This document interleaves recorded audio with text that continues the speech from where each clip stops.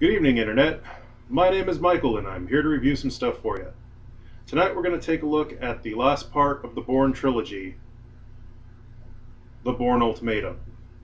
Now, if you've never seen this movie, let me read the back so you can get a general idea. Matt Damon returns as highly trained assassin Jason Bourne, who is on the hunt for the agents who stole his memory and his true identity. With a new generation of skilled CIA operatives tracking his every move, Bourne is on a non-stop race around the globe as he finally learns the truth behind his mysterious past. So that's a okay description of the movie. This movie, basically the plot line, it takes place 6 weeks after the end of the Bourne supremacy.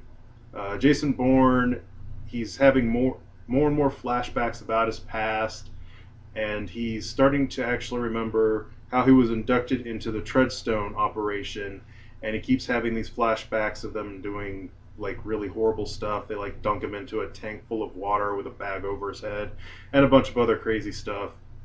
And then while reading a newspaper, he finds out that a newspaper reporter in London is actually doing an expose on him, and mentions that Jason Bourne is actually just the start of things. So Jason Bourne goes to find that guy. At the same time, the gentleman in London, the newspaper reporter, learns about a CIA operation called Blackbriar. And then the CIA finds out about it, so they want to find out how he got his source, and they decide to take him out. This all happens simultaneously as this guy is basically chased by the CIA into a large area, into a crowded shopping area, and Jason Bourne helps him try to get escape. He does it, but it's still a really cool scene as like he's like being chased around all the CIA operatives are trying to follow him, but at the same time Jason Bourne's giving him like instructions on his cell phone on how to avoid them, and slowly taking out all the CIA operatives without them knowing. However, things go bad, and the CIA finds out that Jason Bourne was helping him, so they start up their manhunt for him even more than before. And Jason Bourne then travels to Spain to try to find the source that the newspaper guy had, to find out basically he's trying to find out who he is and how this all started. Along the way, he meets the woman who was the contact in the first movie, and she helped the CIA in the second movie. Some stuff happens there. Eventually he ends up back in New York, and he finally finds out who he is, and then the movie has a good conclusion to it. The plot actually is pretty dang good in this movie.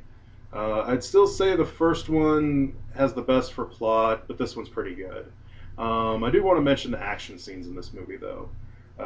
Apparently the people who made these movies decided they hit the formula in the second one, so this one has, of course, 2 chase scenes, one on the ground, one on cars, and he has another fist fight with an assassin.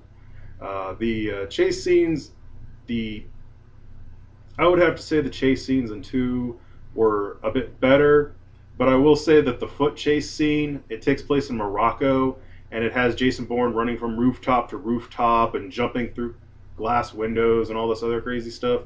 But the setup's really cool. There's an assassin trying to kill somebody, so that person's running away. The assassin's chasing them. Jason Bourne's chasing the assassin, and then there's a bunch of police chasing Jason Bourne.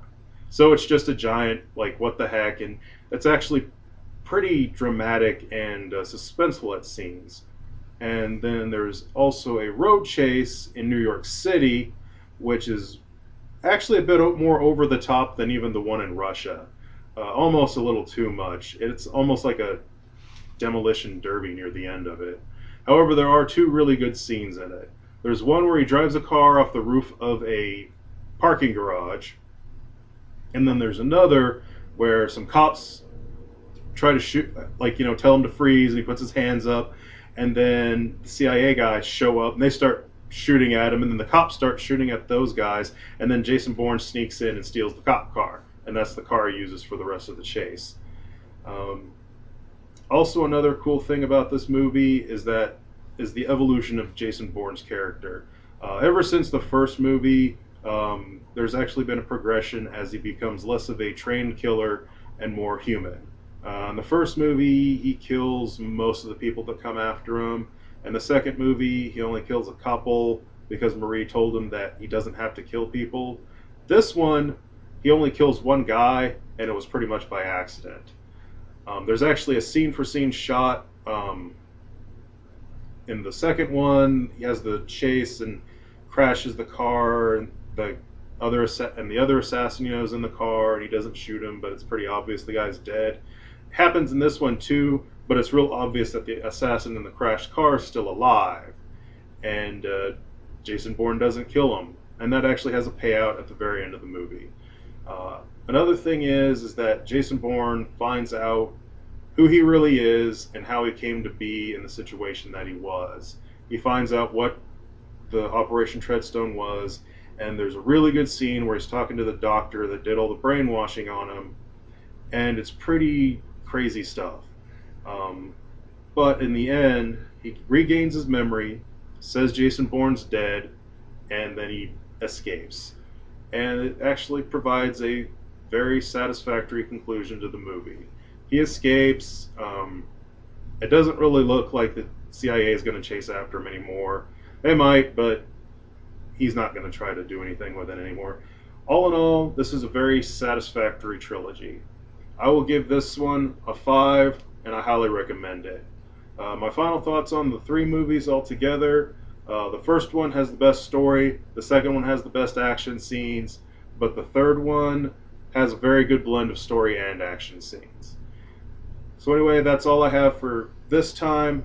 Next time, I'll be reviewing the new Bourne movie, which isn't part of the trilogy because it doesn't even have Jason Bourne in it, but we'll see how it goes. So stay tuned next time for the Bourne Legacy.